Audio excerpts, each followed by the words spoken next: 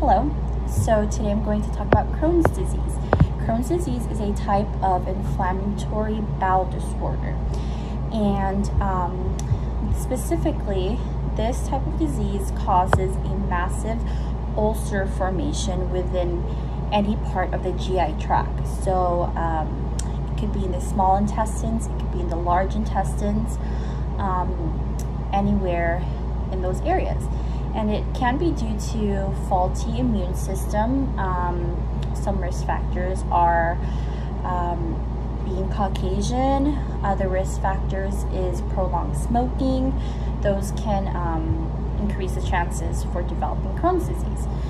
So diagnostic testing for this disease include a colonoscopy, which is a long flexible tube that is inserted into the rectum, and this helps to visualize the lining of the mucosal lining, and a capsule endoscopy. So a capsule endoscopy is a tiny capsule that has a camera built in, and as it's swallowed, when an individual swallows it, it will capture photos of the mucosal lining, because a colonoscopy typically, as I mentioned, is inserted into the rectum, and it won't really reach the areas of the small intestines as much. So by having a capsule endoscopy being swallowed, it could definitely lead or identify the large intestines more.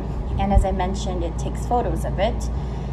Other types of diagnostic is a complete blood count, and that is to identify anemia from blood loss, fluid electrolyte imbalances, and of course a biopsy to really identify and analyze the specimen for definitive diagnosis of Crohn's disease. And what they will look for is a cobblestone effect in the mucosal linings. So a cobblestone effect is due to the inflammation, like the areas of the inflammation in the body, in the GI tract, and those inflammations, it could lead to scar tissues, and the scar tissues, as you know, is not vascularized, so that just leads to obstruction and things like that. Crohn's disease is commonly found in the ileum, which is close to the colon. So like I said, it can be found anywhere in the body, but it is mostly common in the ileum. And I mentioned scar tissue as complications. Other complications may include an abscess, pocket of infections, fistulas, which are ulcers and abscess. And with fistulas, we need to be careful because they open into passageways between different organs. So it can increase the risk of infection, because if a fistula is opening from a contaminated organ to a less contaminated organ, that is definitely a risk factor for infection. So yes, we need to look out for that. Another complication is malnourishment.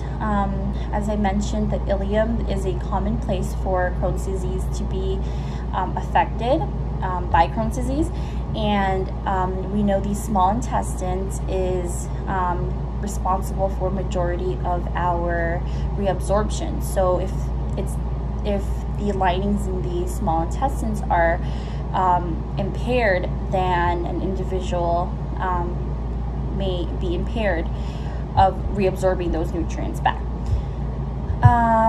So mouth sores could also occur during flare-ups around the gums and the lips area. And other signs and symptoms of Crohn's disease we want to look for is abdominal pain, inflammation. It's typically common in the right lower part. Again, as I mentioned, that is typically where the ileum is resting. Ulcers in the GI tract diarrhea with mucus, weight loss, malnourishment again, and electrolyte imbalance. People may also present with bloating and cramping. So, interprofessional care that should be provided. Now, we definitely want to rest the bowel. We want to control the inflammation. We want to combat infection. We want to correct the malnutrition. We want to alleviate any stress an individual is experiencing, and we want to provide symptomatic relief and improve quality of life. Because if I haven't mentioned already, Crohn's disease is uncurable. So with any chronic diseases, us nurses, the healthcare field really wants to improve the quality of life for individuals experiencing chronic illness. So I'm going to then talk about the treatment plan and medications for this disease. I'm going to start with the medications. There are quite a few. The first one is called aminosalicylates, and these are suppressing the inflammatory mediators. So an example is called sorry, bear with me. An example is called sulfasalazine. Okay, so side effects we want to educate our patients is that this medication can cause yellow to orange skin discoloration as well as urine discoloration.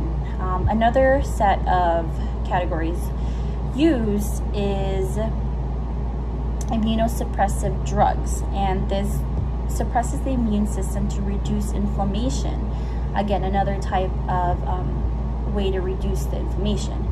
And as nurses, we need to consider that this type of drug requires CBC, complete blood count monitoring, because it is an immunosuppressive drug. It also suppresses bone marrow, and it does increase the risk for liver and pancreas inflammation. Another type of drug is corticosteroids, and again, these reduce inflammation and induce remission of Crohn's disease. So examples of this include prednisone, hydrocortisone, or beclomethasone.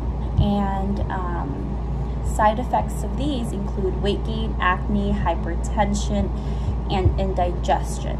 So if an individual is taking these medications and the effects of the inflammation from Crohn's disease is not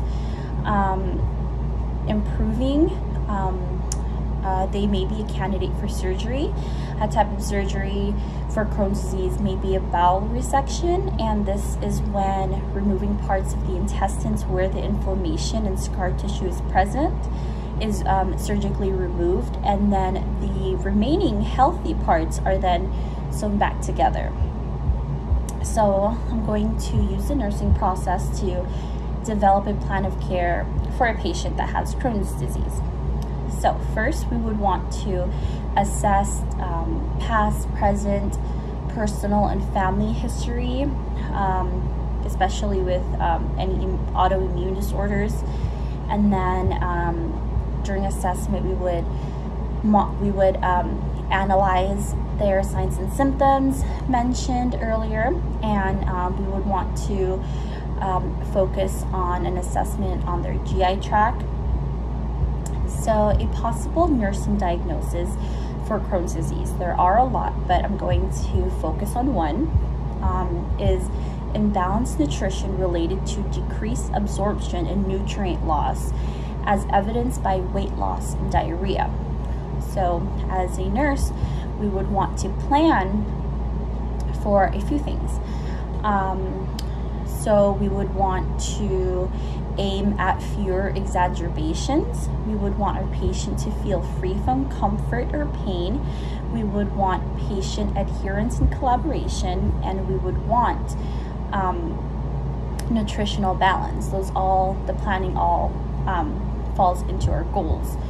So with that plan and goal in mind, as nurses, we would want to enforce or implement the interventions. So we would want to, specifically for the nursing diagnosis I mentioned, we would want to administer IV fluids and anti-inflammatory medications as ordered by the physician.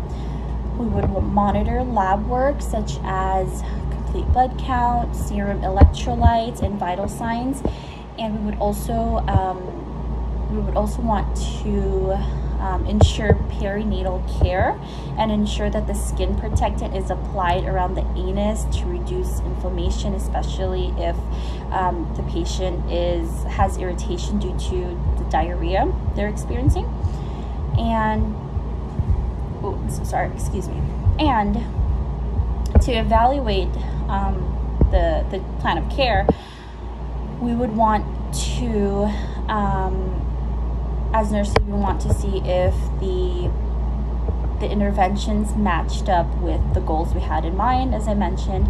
So as we see the same patient, they're maintaining their body weight and they're meeting their nutritional demands, that is a positive indicator that the interventions worked. And also the patient is free from discomfort and pain, and effective coping mechanisms were developed. Those are all great evaluations that, again, us nurses want to see to make sure that the plan of care worked. And lastly, I want to touch base on patient teaching. So it is important to educate our patients that the flare-ups may be triggered to food, stress, and exposure to viral and bacterial infections. So we want to educate and promote sleep. We want to have them rest and have frequent rest periods, and of course have a well-balanced nutrition. In the nutrition part, we may refer a dietitian to help us develop a well diet for our patient. And as I mentioned, there are no cure for Crohn's disease, so another referral may be to counseling to learn coping mechanisms to reduce stress. And of course, us nurses always promote exercise and to avoid smoking.